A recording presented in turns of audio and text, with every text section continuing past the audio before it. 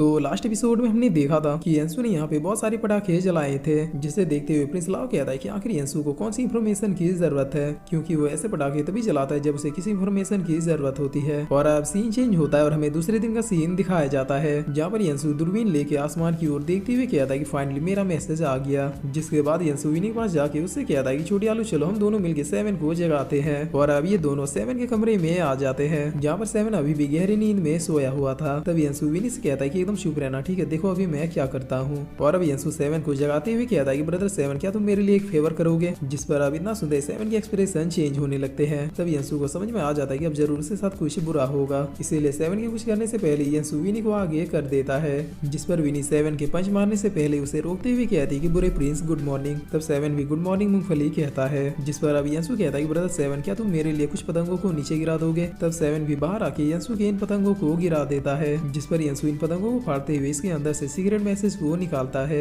जिसे पढ़ने पर यंसू को पता चलता है कि ताओ फैमिली के साथ भी फैमिली की प्रिंसेस भी मिली हुई है। और ये पढ़कर यंसू अपने मन में कहता है कि इसका मतलब ये जरूर हमारी जासूसी करने के लिए आया है, क्योंकि वो भले ही ब्रदर चैन का दोस्त है, लेकिन इसके साथ ही वो उस भी फैमिली के प्रिंसेस का भाई भी है। जिसके बाद अब सीन चेंज होता है और हमें रात का सीन दिखाया जाता है, जहाँ पर योनो यंसू से कहता है कि बताओ आखिर तुमने मुझे इतनी रात को क्यों बुलाया। तब यंसू थोड़ा गुस्से में कहता है कि मैं जो भी पूछूं उसका बिल्कुल सही जवाब देना, वरना आज मेरे हाथों से तुम्हें कोई भी नहीं बचा पाएगा। जिस पर योनो कहता है कि आखिर तुम मुझसे जानना क्या चाहते हो। तब यंसू कहता है कि तुम हमारी जासूसी करने के लिए यहाँ पे आए हो, है ना। जिस पर योनो कहता है कि अगर मुझे तुम लोगों की जासूसी करनी होती तो फिर मैं तुम लोगों के साथ रह के तुम लोगों की हेल्प क्यों करता। तब यंसू कहता है क्या तुमने मुझे बच्चा समझा है, उधर तुम्हारी सिस्टर ताओ फैमिली से मिलकर हमें मारने की प्लानिंग कर रही है, और इधर तुम देवमानुष बन के हमारे सारे सीक्रेट्स जानने की कोशिश कर रहे हो, इसलिए अब जल्दी से अपना मुंह खोलो वरना ये तीर तुम्हारे बॉडी के आर पार हो जाएगा। जिस पर योनो पलक झपकते ही यंसू के पास आके उसके हाथ को पकड़ लेता है, और फिर यंसू के हाथ को दबाते हुए कहता है कि अगर मैं तुम लोगों को मारना ही चाहता तो फिर उसी दिन मार देता जिस दिन तुम लोग मेरे पैलेस में आए थे, लेकिन मैं तुम्हारे भाई के कहने पे हमेशा तुम लोगों की सीक्रेटली हेल्प करते आया हूँ। तब यंसू अब चिल्लाते हुए कहता है कि सेकंड ब्रदर देखिए ब्रदर योनो मुझे बुली कर रहा है। जिसे सुनते प्रिंस चैन अब तंबू फाड़ के एंट्री मारते हुए कहता है कि योनो मैंने कहा था कि मेरे भाइयों से दूर रहना। तब यंसू अपना कलाई दिखाते हुए कहता है कि सेकंड ब्रदर देखिए इसने क्या किया। जिस पर चैन योनो को डांटते हुए कहता है कि क्या तुम एक बच्चे को बुली करने में शर्म नहीं आई।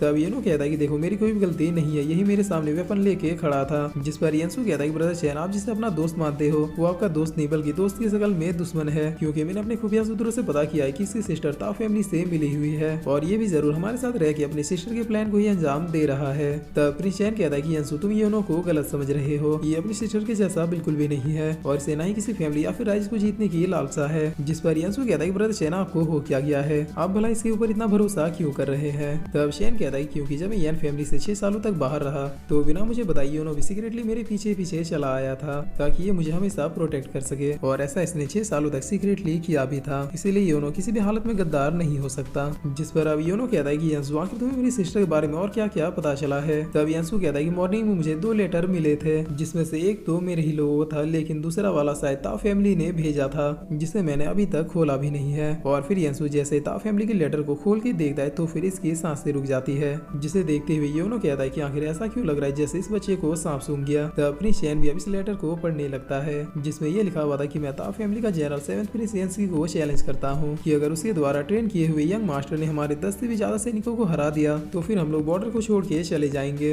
इसके साथ ही यन फैमिली के वो सारे सैनिक जिन्हें हमने कैद किया है उन्हें भी वापस कर देंगे। तब ये पढ़ के चैन कहता है कि यंसू मुझे नहीं लगता कि अब तुम 7 के हाथों से बचोगे। जिसके बाद अब यंसू सीधे 7 के कमरे में पहुंच जाता है, और यहाँ पे पहुंच के वो इन दोनों से कहता है कि बच्चों जा तुम दोनों को सेकंड प्रिंस ने बुलाया है। तब ये दोनों भी यहाँ से चले जाते हैं, जिस पर यंसू अब 7 की बहुत ही ज्यादा खातिरदारी करते हुए कहता है कि भाई आपको किसी चीज की जरूरत तो नहीं। तब 7 कहता है कि साफ साफ बोलो अब तुमने क्या गुल खिलाए हैं। जिस पर यंसू कहता है कि भाई ये कोई बड़ी बात नहीं है, और इतना कह के यंसू इस लेटर को आगे बढ़ा देता है। तब इसे पढ़ते 7 बहुत ही गुस्से में यंसू से कहता है कि आखिर तुम्हें ये झूठी अफवाह किसने फैलाने को कहा था कि विनी मेरे द्वारा ट्रेन की हुई एक यंग मास्टर है। जिस पर यंसू कहता है कि भाई गलती से मिस्टेक हो गई। तब 7 अब बहुत ही सीरियस होते हुए कहता है कि यंसू बताओ तुम किस तरीके से मरना चाहोगे। जिस पर यंसू कहता है कि भाई प्लीज इस बार संभाल लो, मैं आगे से ऐसी कोई भी उल्टी सीधी हरकत नहीं करूंगा। और अब इधर हम देखते हैं कि विनी लॉन्ग से कह रही होती है कि मैं बुरे प्रिंस से पूछ के आती हूँ कि क्या उसे भी नूडल्स चाहिए या फिर नहीं, और ये कहकर विनी वापस से 7 के पास जाने लगती है, जहाँ पर पहुंच वो बाहर से 7 और यंसू की सारी बातों को सुनने लगती है।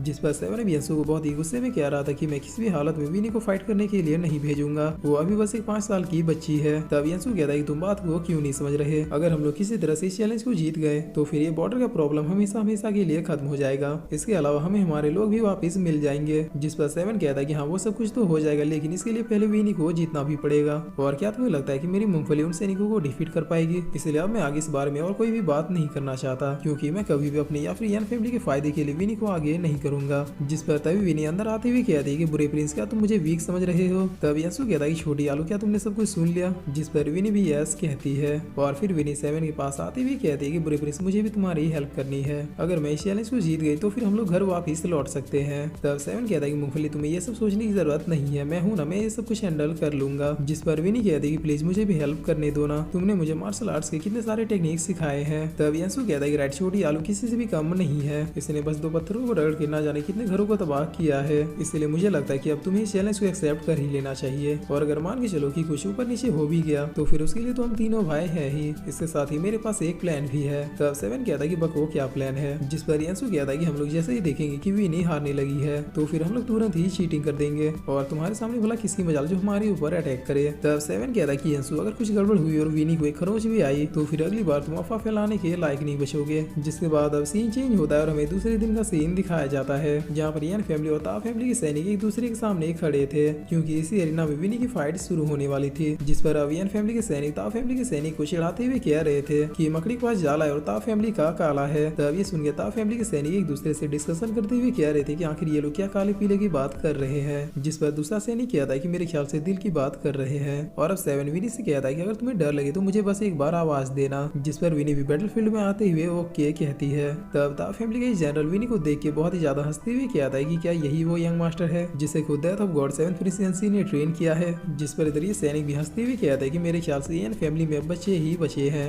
तब यंसु बहुत ही गुस्से में कहता है कि तुम लोग अपनी औकात में रहो वरना हम लोग अपनी औकात में आ जाएंगे। जिस पर ये जनरल अब रूल बताते हुए कहता है कि चूंकि ये मैच 2 बड़ी फैमिली के बीच में हो रहा है, इसीलिए जो फैमिली हारेगी उसे हमेशा के लिए बॉर्डर को छोड़ के जाना पड़ेगा और ये मैच बिल्कुल फेयर तरीके से खत्म हो। इसीलिए हमने जज के रूप में भी फैमिली की प्रिंसेस को भी बुलाया है, क्योंकि प्रिंसेस मोनी बिना किसी भेदभाव के हमेशा सही के पक्ष में ही फैसला लेती है। तब 7 कहता है कि मुझे इस बात से आपत्ति है, ये लेडी किसी भी हालत में जज नहीं बनेगी। जिस पर ये जनरल कहता है कि प्रिंसेस मोनी किसी की भी साइड से नहीं है, ये तो हमेशा अपने क्लियर और फाइनेस्ट डिसीजन के लिए जानी जाती है। तब यहाँ पे योनो आते हुए कहता है कि सॉरी, मेरे ख्याल से मैं थोड़ा लेट हो गया। जिसे देखते प्रिंसेस मोनी कहती है कि तुम भला यहाँ पे क्या करने आए हो। जिस पर योनो कहता है कि वी फैमिली का यंग मास्टर मैं भी हूँ, इसलिए जज बनने का अधिकार तो मुझे भी है। तब ये जनरल कहता है ठीक है, मुझे इससे कोई भी आपत्ति नहीं है, लेकिन 7 इधर से लाते हुए कहता है कि मुझे आपत्ति है, मुझे बहुत ही जोर से आपत्ति है, पक्का ये दोनों भाई बहन मिले हुए हैं। तब चैन 7 को रोकते हुए कहता है कि चुप जाओ, वो दरअसल हमारी तरफ है। और फिर इसी के साथ ये एपिसोड यहीं पे खत्म होता है।